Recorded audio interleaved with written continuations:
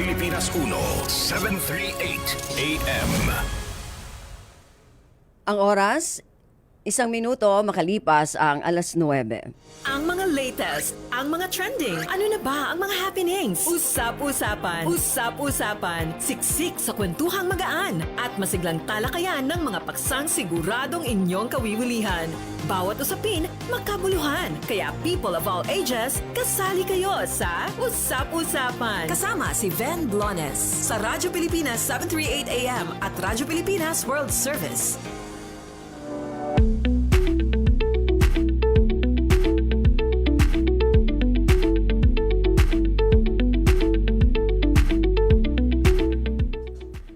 Magandang umaga po sa ating mga tagapakinig. Welcome po muli sa ating programang Usap-Usapan. Ngayon pong araw na ito ng Sabado. Magkakasama-sama po tayo hanggang mamayang 10:00 na umaga.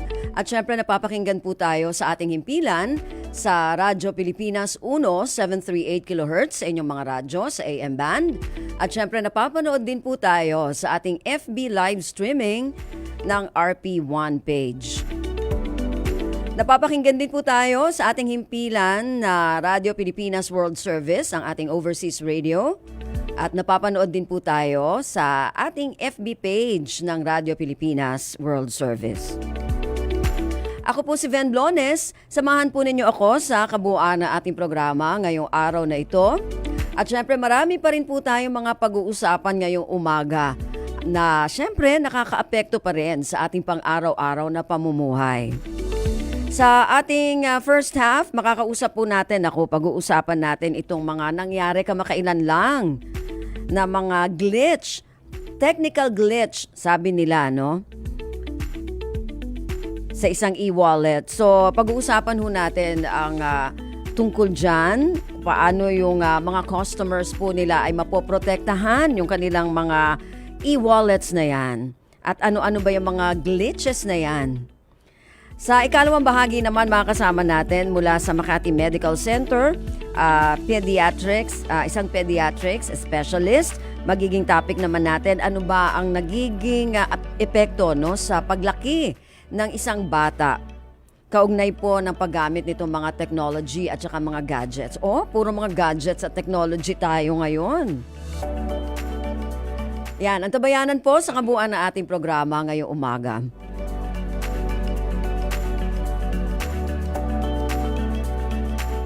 Okay, meron na tayong 4 na minuto makalipas ang 9:00. Ready na ba? Okay, ready na. Yung ating unang makakapanayam sa ating programa. Eto, medyo naging nakasama na rin natin to ng mga nakaraang araw. Si Mr. Art Samaniego, isang cybersecurity analyst. At tulad ng sinabi natin, pag-uusapan natin yung mga nangyaring mga sinasabing mga technical glitch nitong mga nakaraang araw dun sa kanilang mga e-wallet. So, good morning po, Sir Art.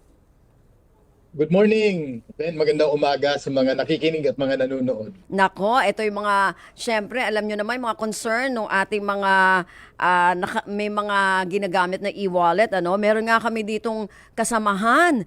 Nito lang, after itong mga nangyari, Sir Art, November 14, paggising niya, may mga deduction na siya. Galing ulit dun sa sa GCash niya. Kaya medyo yung mga transaction na naman, hindi na naman daw niya alam kung sino yung mga nakatransact niya. So ito yung mga problema na idinudulog syempre sa ating pamahalaan at syempre sa mga katulad ninyo ng mga cybersecurity analyst. So Sir Art, ano yung una-una, ano ba yung mga technical glitch na yan na sinasabi?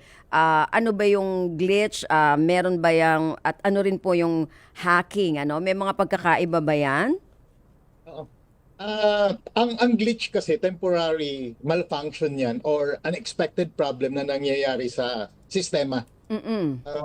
Kalimitan nito, ang pinagmumulan nito ay yung error sa hardware, software, or mga external factors gaya ng mga yung connection mo sa ibang provider. Pero pag sinabi mong glitch, typically minor to at very short-lived. Okay. Sinabi mong glitch, very minor at madaling masolusyonan. Gaya to nangyari noong Sabado sa GCash. So, nangyari yon, nabawasan yung mga tao, na-detect nila na meron silang problema, tinawag nila tong system reconciliation. Pagkatapos less than 24 hours, na ibalik naman lahat yung mga pera. Pero hindi lahat qualified na maibalik ang pera ha. Kasi yung iba talagang nabiktima sila ng phishing o nabiktima sila ng mga scammer. Okay. So iba pa rin syempre yung mga phishing at scammer, no? Kaysa dito sa Oo. mga glitch na to. Opo. So iba yung glitch, iba yung nabiktima ka ng phishing o ng scamming. Pag nabiktima ka ng scamming, hindi na maibabalik yung pera mo kasi willingly binigay mo yung pera mo dun sa mga taong nangloloko sa'yo. Aha. Yung nangyari nung Sabado, glitch siya kasi inamin ng GCash na merong pagkakamali doon sa sistema nila. At dahil doon, binalik naman kagad nila yung mga pera. Okay. Pero kasi bakit may mga iba daw na hindi na ibalik yung kanilang mga pera?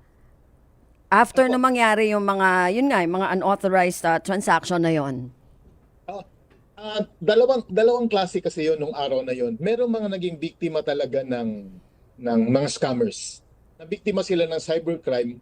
Matagal na proseso to kung pwedeng ibalik o hindi na talaga maibabalik. Pero kung ikaw, halimbawa nagpupunta sa gambling sites, na nilink mo yung GCash mo o yung e-wallet mo, automatic yan mababawasan yung pera mo. Hindi ka biktima ng glitch. Okay. Biktima ka nung gambling app. Aha. Kung ang data mo, kung ang mga information mo binigay mo dun sa mga taong nangloloko na nagsasabi na taga-bangko sila o taga GCash sila, ibig sabihin nun, hindi ka biktima ng glitch, na biktima ka nung mga cybercrime at kailangan magreklamo ka sa NBI, sa PNP, Anti-Cybercrime Group, o sa Cybercrime Investigation and Coordinating Center. So hindi maibabalik ang pera mo pag kusang loob mo na binigay yung mga detalye mo sa mga cybercriminals. Aha. So parang, Sir Art, paano maiiwasan? Like for example, yung mga e-wallet na yan, syempre, ngayon sikat na sikat yan, di ba? Dahil mabilis, sabi nga nila. Pero may mga nangyayari pa rin na mga cybercrime na yan. Wala bang kumbaga paraan para mas mabawasan o mawala itong mga cybercrime na ito doon sa kanilang mga app na yan? So ang cybercrime kasi, nakikita ko yung cybercrime na great equalizer yung cybercrime. So pwedeng maging biktima ang mayayaman, may hirap, may pera o wala. Basta pagtingin ng mga kriminal na meron kang pera na pwede nilang kunin, bibiktimahin ka ng mga to. Ang magiging problema natin dito, kasi pag halimbawa malalaking kumpanya o mga government agencies o mayayaman na tao, kayang-kaya nilang makabangon kagad. Pag ang nabiktima, gaya nating ordinaryong tao, naku, mahihirapan na tayong bumangon kasi malaki yung nawala. Mga small business, alam mo Ben, yung small business pag nabiktima ng hacking, 60% sa kanila hindi na nakakabangon. Okay. Kaya dapat gumawa tayo ng paraan para maiwasan to. Ayun nga. Una, yan, ito mga tips. Ayan, so, mga dapat tips. yung password natin matibay. So, dapat isang account natin, isang password. Huwag mag-uulit ng password. Kailangan natin gawin to kasi pag yung password mo nanakaw, kahit di mo kasalanan, yung ibang account mo, papasukin na lang to ng mga cybercriminals. Kaya dapat isang account, isang password. Okay. At gumamit po tayo ng two-factor authentication. Yung two-factor authentication o 2FA, applicable na yan sa halos na lahat ng mga account.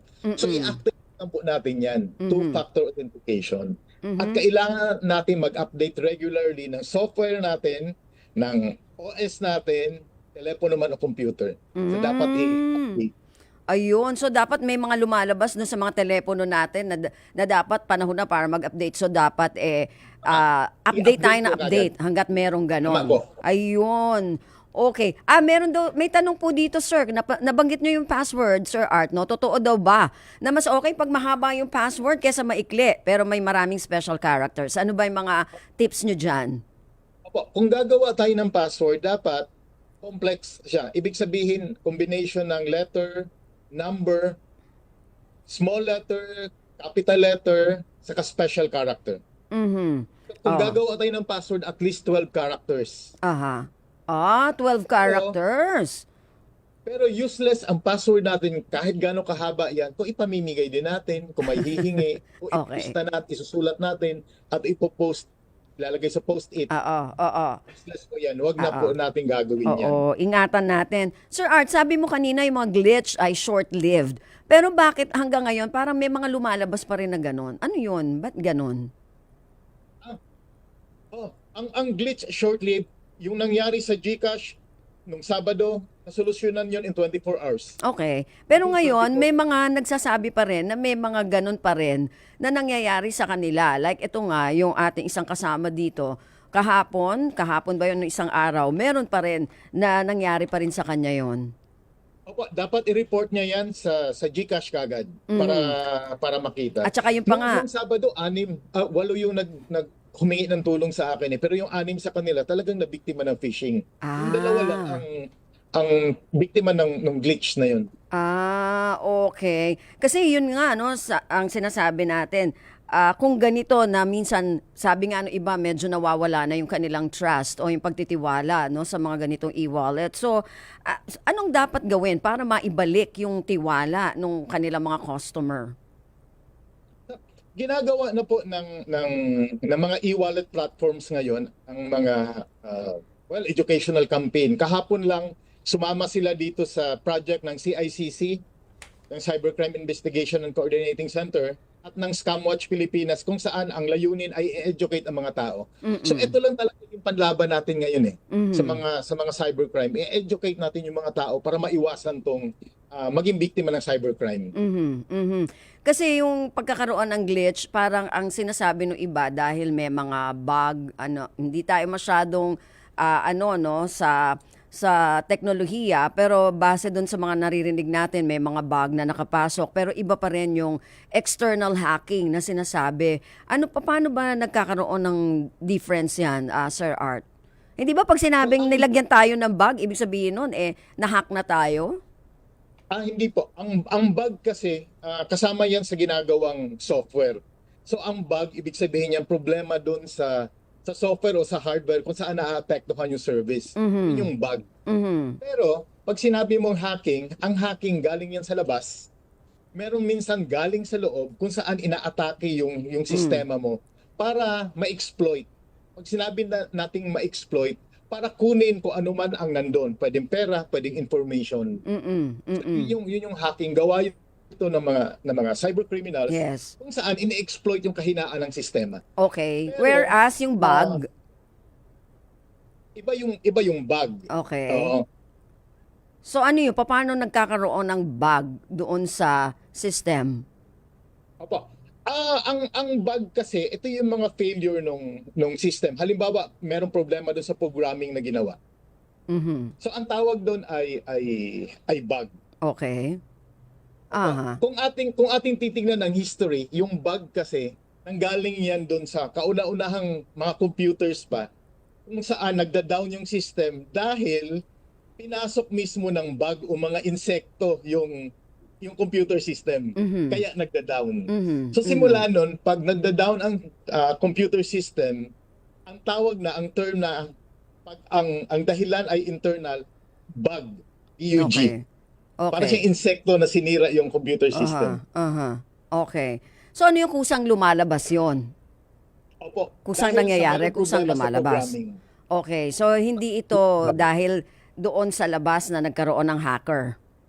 Hindi po. Iba Ayun. po yun. Okay. So, Sir Art, hindi ito first time na na-experience natin ito, no? Sa mga ganitong pagkakataon, hindi ito first time. Pero bakit nauulit at nauulit pa rin ito? May mga upgrading din ba na ginagawa? Ang isipin natin na yung glitch kasi o yung mga bugs, error siya sa programming code. Okay. Pwedeng mag-lead to unanticipated behavior. So pwedeng nangyari to dati at asahan mo mangyayari ulit to. Hindi lang sa mga e-wallet platforms kundi sa lahat ng mga sistema na gumagamit ng computer. Okay. So maaaring mangyari ulit to. Pero ano yun, hindi ba pwedeng talagang maiwasan yon sa pamamagitan ng pag-upgrade o kung ano man? Wala bang ganon, Sir Art? Pwede po. Kailangan lang kasi natin kasi napaka-complex ng sistema ng mga financial system eh. Ang daming mga component na nandun. So, pag nag-fail to, pwede magkaroon siya ng ripple effect. Kaya dapat ang gagawin ng mga financial platforms, kailangan i-build nila ng talagang maayos yung system. Pero yun nga, glitch ang tawag dito, maaaring mangyari ulit. Okay. Okay, kasi ano-ano ba yung klase ng mga glitch na pwede mangyari sa mga e-wallet, Sir Art? Kasi ito parang sinasabi ng GCash na nangyari ito doon sa isang ano nila, yung parang send to all ba yun? O yung angpao na sinasabi nila, kaya nagkaroon. So, bukod ba dito, marami pa rin na pwedeng maging dahilan ng glitch? Opo. Ang glitch yun nga, una yung software bugs. Ang pangalawa, hardware failure. Aha. Pag nag-fail yung hardware mo, hindi nagagana. Kaya ang ginagawa ng mga financial institutions, marami silang mga servers all over the world. O marami silang mga servers kung saan automatic may failover functions. Aha. Bukod sa hardware failure, network failure nangyayari din. Aha. May tuturing nating glitch. Pag bumagyo, natumba lahat ng mga antena mo, wala ka ng means of communication. Okay. Isang mga dahilan ng glitch naman yung overload o high traffic. Pag sobrang dami ng gumagamit, pwedeng bumagsak ang network mo at wala ka nang magagamit. Ang Okay. isang nakikita kong pwedeng mangyari yung software integration, yung nag-i-integrate ka ng mga bagong software, pwedeng magkaroon ng downtime. So Oh. tawag din dito glitch. So Glitch asahan natin din. na mangyayari to. Lalo na Okay. pag gumagamit ng computer system. Aha. Okay. So, medyo nakakaano rin yun, ano, kasi katulad nga nitong isang nagkaroon ng problema ulit dun sa kanyang transaction.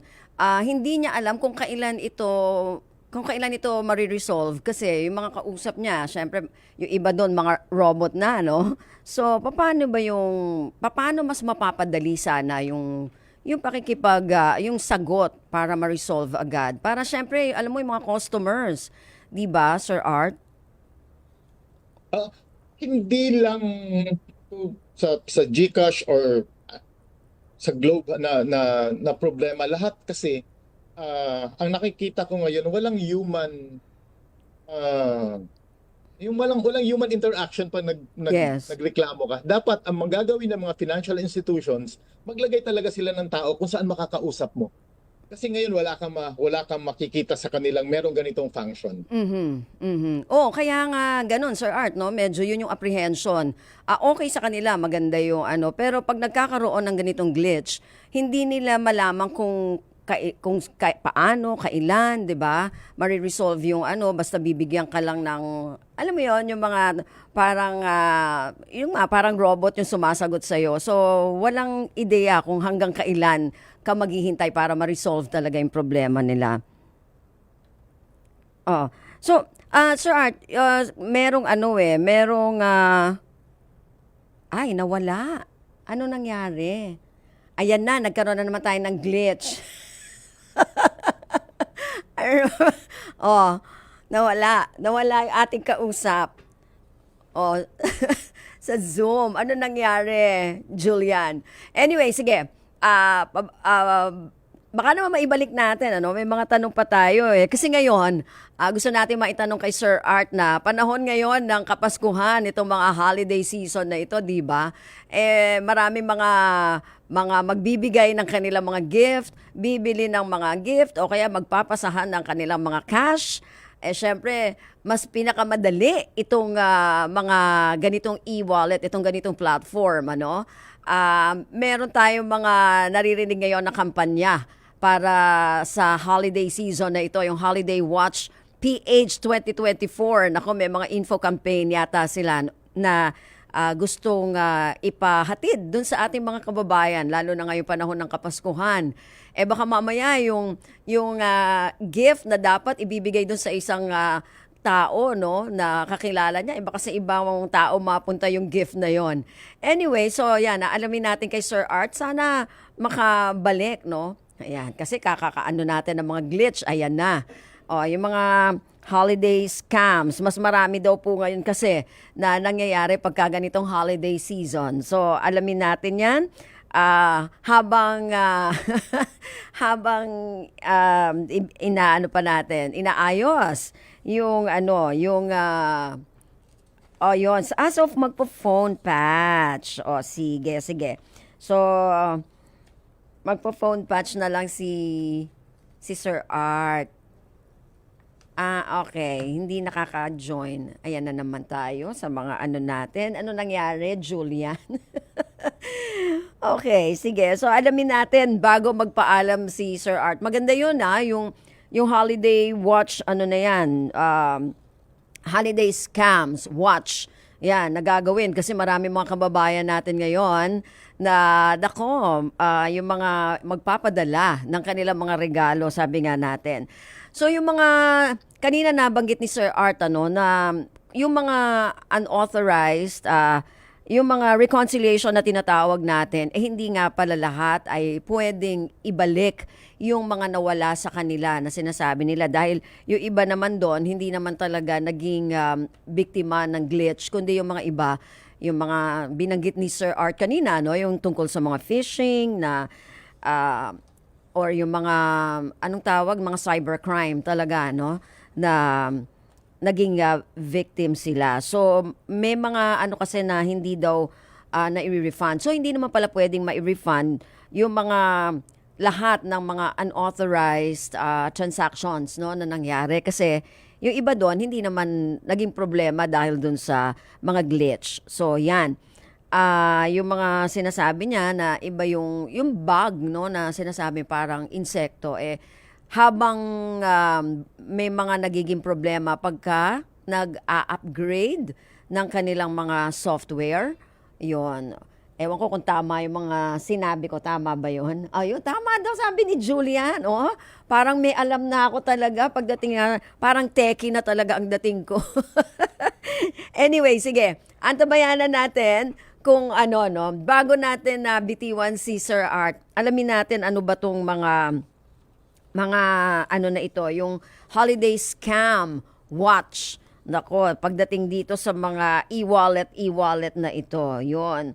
Karamihan, kasi alam nyo talaga yung mga kabataan natin, mas marami sa demographic, mas marami yung mga kabataan natin na mas gumagamit nitong mga ganitong e-wallet na to. Ayon dun sa mga pag-aaral, mga 56% ng users nito ay mga from 18 to 35 years old. Ito talaga kasi mga ganitong edad yung mga gustong-gustong mag-explore, 'di ba? Tsaka gusto nila talaga yung mga mabilis na mga transaction. Ready na?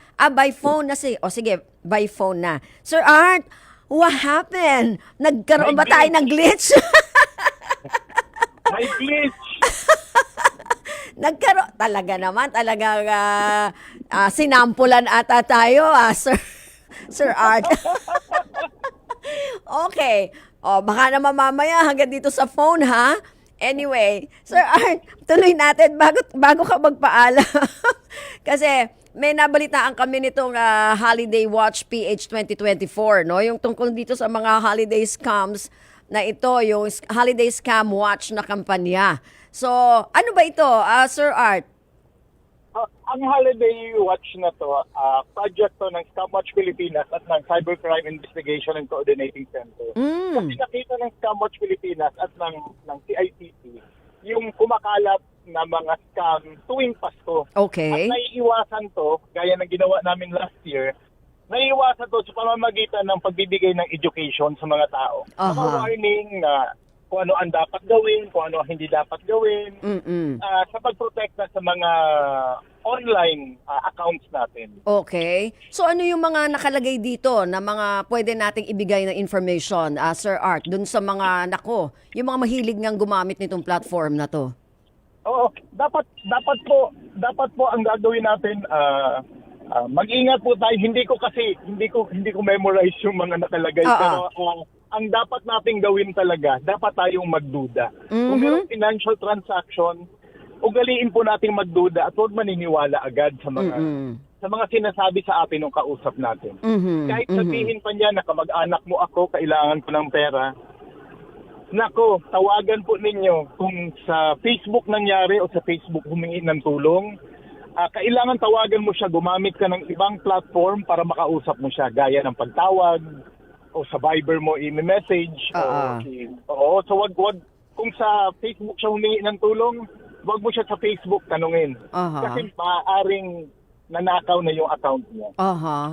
Pero Sir Art, di ba may mga bago na rin ginagamit ngayon yung tungkol dun sa yung artificial intelligence, yung AI na sabi nila, ewan ko kung totoo to Sir Art ikaw makakapagsabi na magtatawag tapos kukunin yung boses mo tapos pag tinawagan mo yung tao para itanong kung ikaw ba talaga ito, parang gagamitin na yung boses nung tao na yon. Opo, pwede pong mangyari yan, lalo na sa inyo na laging nasa YouTube at merong mga live Naku, lagot. content. Opo, kasi meron siya mga sample. Aha. Kaya mo, marami ka ng boses online. So, ang laging pwedeng kopyahin yan. Okay. Yung boses mo. Okay. Pero yung tatawag sa'yo, tapos parang pakikinggan ka lang, ganon, yung boses mo, totoo ba yung mga ganon o hindi naman? Meron pong mga nangyayaring ganon. Aha. Kaya mag-ingat po tayo, pero hindi pa siya ganun kadami. So hindi pa Okay. siya ganun kadami. Wala pa kami nakikitang real life situation na nangyari yun. Meron mga reports, oo, madami, pero hindi pa ganun kalaganap yung problemang yan. Oo. Kasi may mga nababasa tayo, hindi naman dito, no, sa ibang bansa, na parang gano'n yung, Sir Art, na tumawag daw yung anak at kinidnap siya, di ba? Parang gano'n. Pero ginamit lang yung kanyang voice para manghingi ng ransom dun sa mga magulang. Tapos, after a while, tumawag yung anak, yung totoong anak, at wala namang nangyari. Oo. So, ganun na ba talaga ang mga kriminal ngayon? Talaga pati sa digital, platform? Dahil po sa advancement ng technology, so naging mas madali ang trabaho ng kriminal. Dati po, kung halimbawa may nagpadala sa iyo ng email, tapos wrong grammar, alam mo na scam to. Yes. Pero ngayon, dahil sa generative AI, perfect na yung grammar nila. Yes. Oo, totoo yun. Oo. So sa tingin mo, bago ka magpaalam, Sir Art, ano sa tingin mo, yung mga ganitong mga pangyayari ngayon dito sa ating digital platform, okay ba o hindi okay itong platform na ito, advantage o disadvantage? Mas marami pong advantage na ibibigay ang digital platform kaysa sa risk nito. So, oo, maraming risk, parang patunay na buhay, delikado siya.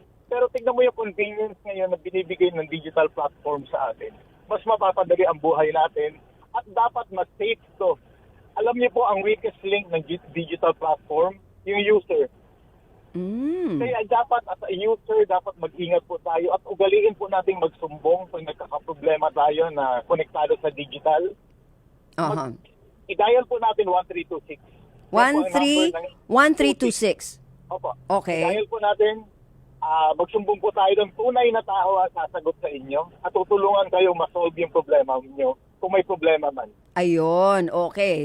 So, i-dial natin 1326. Yan, inuulit natin kasi para talagang ma-inform yung mga kababayan natin. So, Sir Art, itong Holiday Watch PH 2024, after ng holiday season, magpapatuloy din po ba yung inyong kampanya para sa pagbibigay ng information tungkol dito sa mga ganito, na mga problema?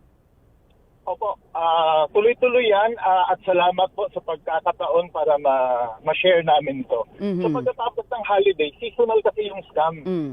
Ang susunod niyan, Valentine's Day. Sumasabay talaga sa mga... So, asahan nyo, meron kaming mga kampanya para matulungan yung mga tao para maiwasang mabiktima ng cybercrime. So, sir, dun sa mga nakikinig sa atin at nanonood sa atin, paano ba sila makakapagsumbong o makakahingi sa inyo ng tulong kung sakali na merong problema sila sa ganito?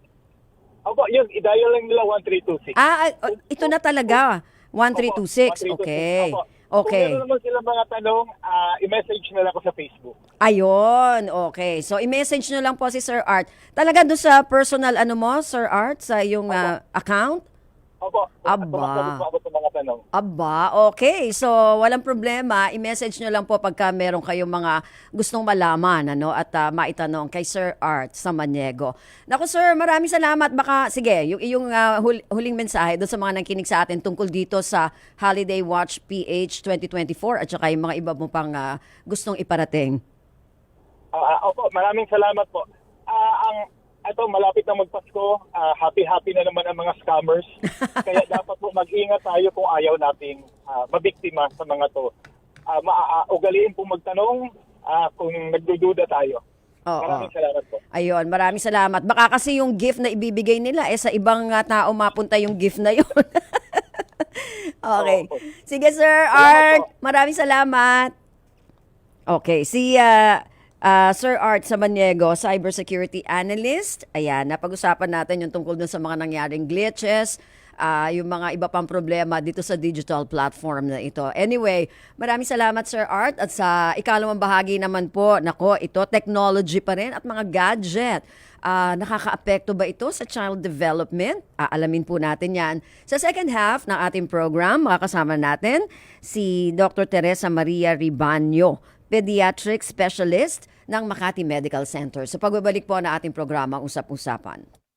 Sa paghahatid ng impormasyon, siguradong malaman at kapaki-pakinabang. Paano ba nakakaapekto ang social media sa parenting? Sinabi nating heart failure, hindi na maayos mag-pump. Prenuptial agreement. Ano ho itong kasunduang ito? Bakit mahalaga ito? Magaan na talakayan ng mga paksang hindi araw-araw napapag-usapan. Tampok natin ang isang uri ng sining na kung saan binibigyang buhay ang mga lumang litrato. Ito po ang inyong programa sa Lam Radio kung saan pag-uusapan natin ang iba't ibang mga talakayan, balita at mga impormasyon. Radyo Pilipinas, 7:38 AM. Sa balita at impormasyon, tapat sa pag-uulat. Dalawang bagong batas ang nilagdaan ni Pangulong Ferdinand R. Marcos Jr. na may kaugnayan sa teritoryo at karapatan ng Pilipinas sa ating mga karagatan. The first law is the Philippine Maritime Zones Act, which clearly defines the extent of our maritime entitlements and fully declares their metes and bounds in accordance with our Constitution and with the UNCLOS. This is essential in establishing the extent of our maritime jurisdiction and to ensure that our rights and duties as an archipelagic state are well defined in order that all Filipinos can rightfully enjoy the riches of our seas. Kasama rin sa mga bagong batas ang kasiguruhan sa ligtas na pagdaan ng iba't ibang sasakyang pandagat at panghimpapawid at matiyak na wala itong banta sa ating seguridad. The second law, the Philippine Archipelagic Sea Lanes Act, complements both our maritime and aerial policies by establishing a route system in our country's archipelagic waters and as well the airspace above it. The designated archipelagic sea lanes and air routes aim to facilitate safe passage for foreign ships and aircraft without compromising our national security nor diminishing our capacity for good environmental stewardship. Para sa iba pang mga balita at impormasyon, manatiling nakatutok, tapat sa pag-uulat, Radyo Pilipinas. This is a public service announcement. Maging handa sa oras ng sakuna. Para sa iyo at sa iyong pamilya, laging siguruhin. Go Bag ay nakahanda at naglalaman ng mga sumusunod. Ilang pirasong damit, ready-to-eat na pagkain at inuming aabot ng 3 araw. Personal na gamit para sa inyong hygiene. First aid kit kabilang ang alcohol, bandages, gamot sa lagnat, ubo at sipon, pati na rin ang inyong vitamins at maintenance medicines. Maglagay ng pito, flashlight, lighter o posporo. Huwag kalimutan ang mga charger o power bank. At higit sa lahat, isama ang mga importanteng gamit gaya ng inyong mga legal na dokumento, IDs, ATM o passbook, insurance at iba pa. This is a public service announcement. From PBS, Presidential Broadcast Service and Radyo Pilipinas. Balita, laging totoo. Impormasyon, detalyado at kumpleto. Serbisyo, tapat para sa bayan. Ito ang Presidential Broadcast Service. Tumutugon sa tawag ng pagkakaisa para sa bagong Pilipinas. Bagong Pilipinas. Tapat sa pag-uulat. Radyo Pilipinas 1. Radyo Pilipinas 738 AM. Mga kwentong nakakatuwa.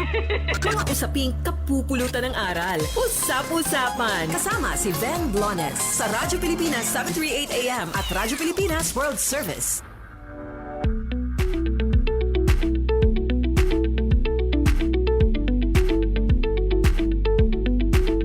Okay, balik tayo sa ating programang Usap-Usapan. Ngayon pong araw na ito ng Sabado hanggang mamayang alas 10 po tayo. Sa second half ng ating programa ay kinokonekta pa po tayo, no? Kay Dr. Teresa Maria Ribanyo ng Makati Medical Center, isang pediatrics specialist. Okay, so testing pa tayo. Baka magka-glitch tayo dyan, Bea, ha? Okay, pag-uusapan natin yung technology na naman at saka yung mga gadgets na yan, kung ano yung effect nito o meron bang epekto sa ating mga bata o sa child development ng ating mga anak. Oo, kasi sabi naman nila, no, nakakatulong naman tong paggamit ng gadget. Kasi yung mga ibang mga magulang o yung mga nag-aalaga dun sa mga bata pagka medyo nagtatantrum si mga anak nila o yung mga inaalagaan nila, bibigyan na kaagad ng mga gadget na yan para tumigil, no? Hindi na, kumbaga, lalo na yung mga ayaw kumain, yung mga ganyan, o hindi kita, ang gadget, ang pang ano nila, ginagamit nila para gawin yung mga ipinapagawa nila doon sa kanilang mga anak. Anyway, already na si Dr. Teresa Maria T. Ribanyo, MD, mula sa Makati Medical Center, isang pediatric specialist. Good morning po, Doc. Hi, good morning. Ayun, nako kanina gadget at technology yung pinag-usapan natin with Sir Art Samaniego. Ngayon, ito na naman tungkol sa child development. So, una-una itatanong natin, Doc, ano yung may advantage ba talaga itong paggamit ng teknolohiya para dun sa child development ng isang bata? Good morning. There are pros and cons. Meron naman siyang advantages because as you know, particularly pag ang pinag-uusapan natin mga technology that can be at the tip of your fingertips or kung ano ang mga updates in terms of kung ano yung mga bago ba na I guess technology in how to help your child to develop better. Technology plays a role. Diagnostics plays it's very technology driven, plays a role. Pero if we're talking about gadget itself, like the latest iPad or the latest phone, Android phone, to help your child, dito medyo nagkakaroon talaga ng differences even in the scientific community. But what the scientific community, the medical community, is sure of, when you introduce technology very early, and then add to that, yung hindi na susubaybayan ang milestones, developmental milestones ng isang bata. This is a recipe for disaster. Bakit po, Doktora? Kasi nga, sabi nyo kanina, okay sana yung gadget, ano? In fairness, yung mga bata, minsan doon din sila natututo doon sa mga gadget na dala-dala nila. Minsan, bago magsalita, doon na sila natuto ng pagsasalita. Kung minsan, pati nga yung mga accent na kukuha nila, no? Doon sa panonood. Parang, kasi dati naman, meron din tayong mga Sesame Street, although sa TV naman siya, di ba, na natututo din yung mga bata. So, ano sa tingin mo, Doc? Bakit, ano yung mga disadvantages? I think the operative term there is introducing it too early. So, there's an age by which yung technology gadgets should be introduced. There's a length of time that they should be allowed to use it for. for it to for us to reap benefits from it. Mhm. To correct lang, hindi ko sinasabi yung gadgets yung nakakapag-improve ng development earlier. It's technology itself. Okay. Okay. Gadgets can be a tool, pero kailangan tamang usage, tamang panahon, Mm-mm. tamang introduction. Mhm. Okay. To Mhm. your point na yung ibang mga bata na hindi pa nagsasalita at Mm-mm. saka parang ano ba pinagkaiba niya sa Sesame Street dati. Mm-mm. So, if you notice, in terms of, there are many different ways to approach it, as I say. So, technology, gadgets per se, pag mag-play tayo ng videos dyan, pag mag-play tayo dyan ng educational na mga programs, it becomes one way. So, on the one hand, oo, may mga bago na mga programs that might be very helpful for some of our young audiences. Nakita yan sabihin natin sa Estados Unidos o di kaya sa Inglaterra. Tapos, hindi pa siya nakakarating sa ating mga, sa shores natin. And technology is a very good way na makarating siya sa atin, na ma-access siya ng mga nanay at tatay para sa kanilang mga anak. Yun lang, kung halimbawa, binuksan nyo lang yung gadget, linagay nyo lang siya dyan, at hinayaan nyo lang na yung bata, pinapanood niya, na wala naman tayong feedback, na hindi naman natin sinusubaybayan kung ano ba yung content na nakukuha niya. Tapos paulit-ulit lang siya. Kasi remember that, especially for young children, these educational videos are no more than maybe 10 to 15 minutes lang. But 10 to 15 minutes, ano ba nagagawa ng mga matatanda na ginagamit ang technology para gamiting parang adjunct na babysitter ang technology. 'Di ba? Halos wala lang 'yan. So pipili ka ngayon ng isang string ng mga videos na aabot siya ng oras. In that time, wala naman yung adult dun sa tabi ng bata para mag-reinforce kung alin yung tama. O di kaya ma-point out ano ba yung mali. Kasi baka naman merong mali para sa sitwasyon natin. Di ba? So, in other words, nagiging one way lang yung communication. There is no way for the child to be able to also communicate. One example nito, tulad nung sinabi mo, isa sa mga shows na nakakapagpabago ng accent ng mga bata. This is probably a decade ago. But in that program, yung mapa tinatanong, alam niyo na ba kung ano ang sagot mga bata? Do you know what the answer is, kids? And then there's a pause in the video. And then sasabihin niya kung anong sagot. Ngayon, sa isang bata na pinoporma pa ang utak. Yes.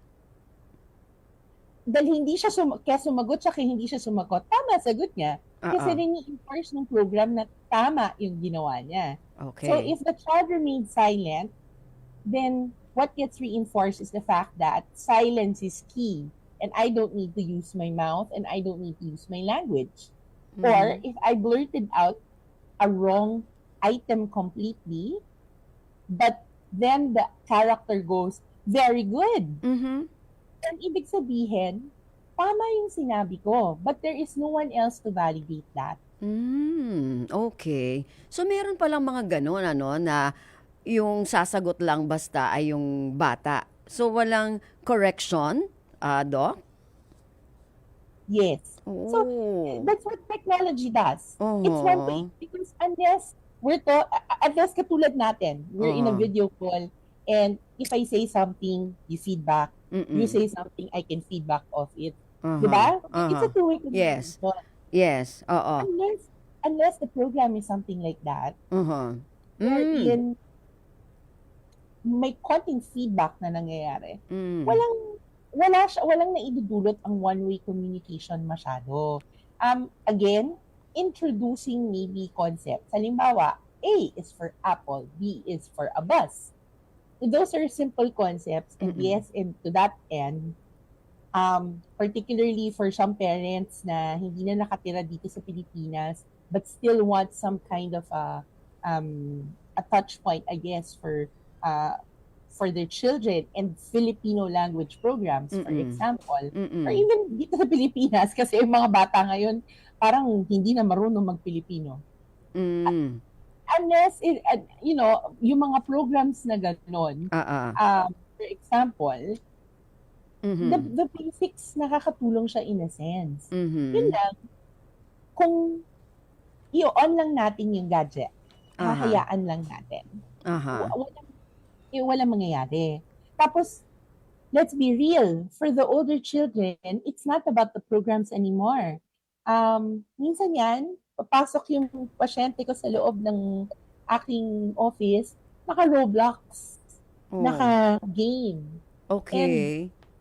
And another part of the development of the brain is affected because of the bit rate of the videos. Kasi po, ang mga games, mabilis po ang bit rate. Bit rate is the speed at which the videos come at us. So a regular video like this might have a lower bit rate than, say, a video game which is very vibrant in color, has a lot of actions, has sounds, has all of those mga palabok. So may effect din pala yun, Doc. Correct. Ayun. So, kaya nga sinasabi ko multifactorial to eh. The answer is multifactorial. Because it's not just the idea that it becomes this one-way thing.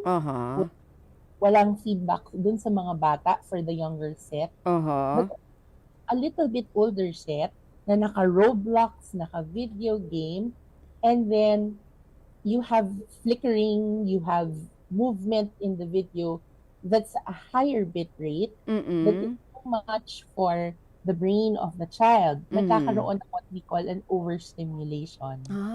So pag nagkaroon ng overstimulation, ano mangyayari po, Doc, sa So bata? with overstimulation, particularly kung hindi yan nababantayan, pwede siya eventually, there are some studies, although this is not still 100%, there are studies that do show that this may lead into ADHD, ADD, so attention deficit hyperactivity. Okay. I can already hear some of the parents going, bakit yung anak ko naman, naka-ganitong gadget, naka-ganyan. Okay. Good for you, but please remember that not all children are going to be like that. We have more children. Mas marami na ho ang mga bata ngayon na ang naire-reporta nagkakaroon ng pataas na datos ng mga nagkakaroon ng mga hyperactivity at saka attention deficit nitong mga panahon ko. So Doc, anong age po ba sa tingin ninyo, no? Anong age o period dun sa buhay ng isang bata yung ganito ka-crucial, yung mga ganitong issue sa kanilang development?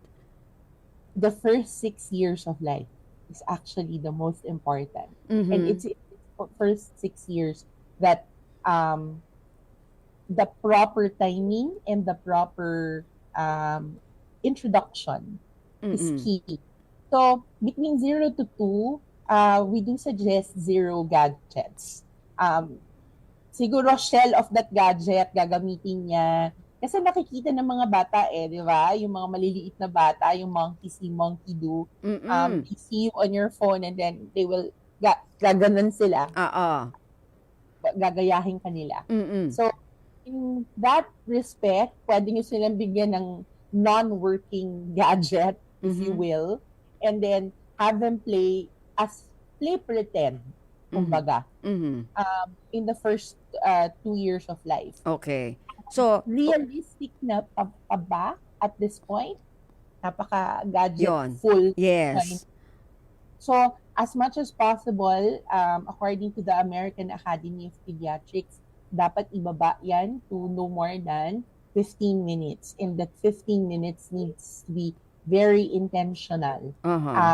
They say, pag sinabi mong intentionality, kailangan may pagtuturo na mangyayari nakasama doon. So, if you really can't, try as much as possible 0 talaga. From 0 to 2.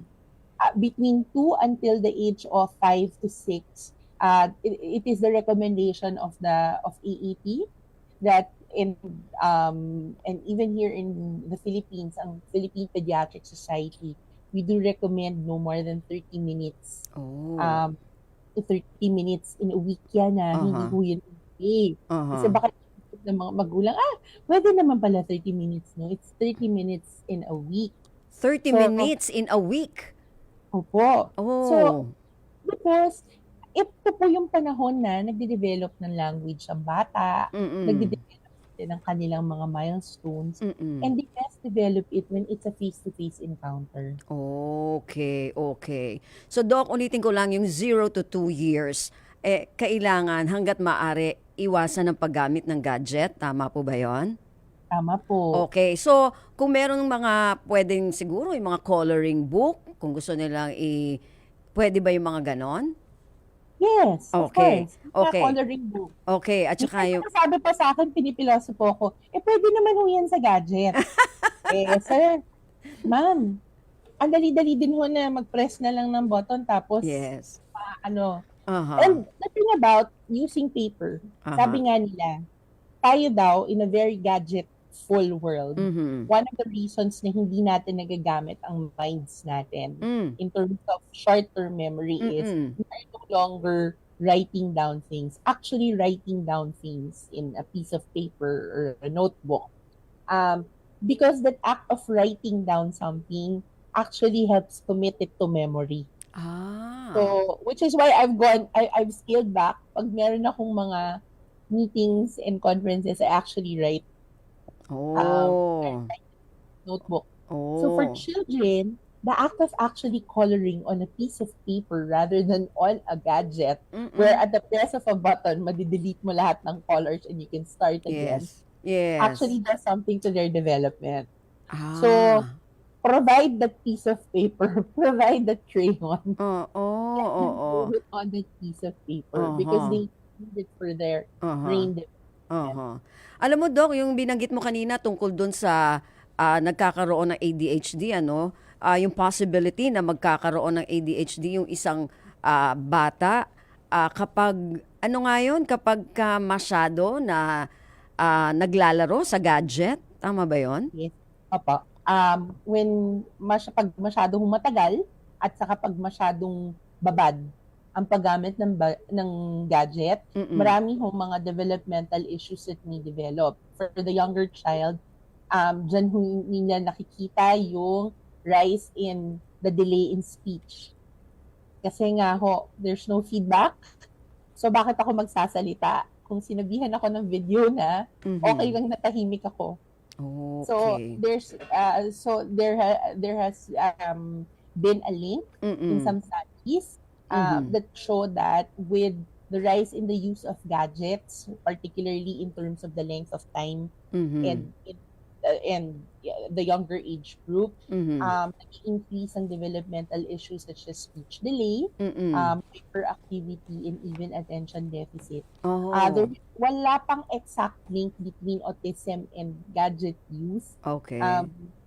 Because it's a question at natatanong din kami ng mga parents. But that is one of the ongoing studies that we have at present. Nako. Doc, ang konti ng oras natin, parang marami pa akong gustong itanong Siguro, one of these days, tatawag ulit kami sa iyo, para maipagpatuloy natin. I'm sure marami lalo na yung mga magulang natin, na gustong malaman yung mga ganitong information.